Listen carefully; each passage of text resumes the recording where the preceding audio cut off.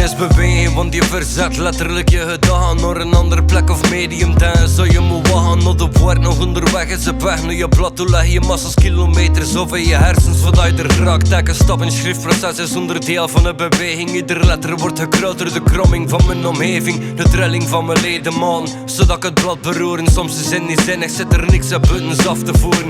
Ze komt terecht in een vacuüm van nooit abrupte lin, waarin dat ze vervangen, sublimeren tot voluit sublieme barzen in de reken gaan staan.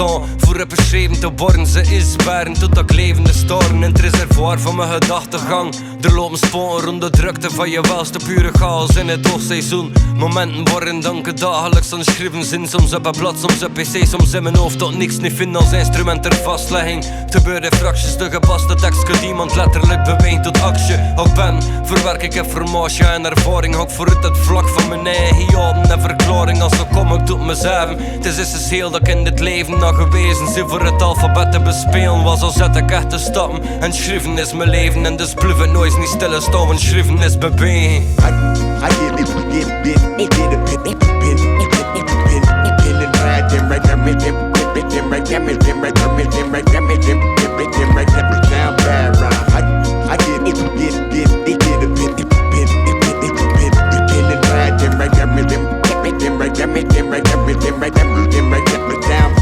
Schrijven is bewegen, je kunt letterlijk een afstand overbruggen door het wien te inspireren en letters op blad te drukken. Stel dus makkelijk in staat voor te draaien door je gedachten, of niet bij de baan te blijven zitten en zitten wachten. Ieder tekst heeft een potentie, de wereld rond te reizen. Elke lezer maakt zijn eigen versie dat hij kan verspreiden. Schrijvers kiezen wat als ze een personage naartoe leiden, een lange weg afleggen of ter plekke blijven breien. Synopsis in tot actie moeten komen door te bewegen. Kun je voeren als boulevards van die machinaire steden. Kun je in een wereld brengen als je bestaat tussen je oren. En dit is staat voor je te doen volgen van nieuwe sporen. Iedere tekst is een parcours, een route met obstakels. Het traject waarbij dat je onderweg betekent is ontrafeld. Soms een tocht van lange assen, een koers zonder bestemming. Het is een roep tot onderzoek, een uitnodiging tot verkenning.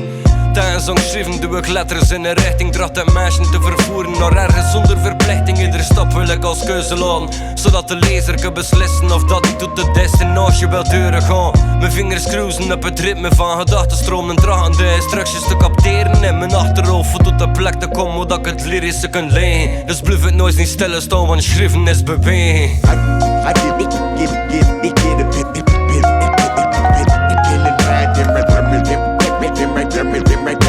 Rhythm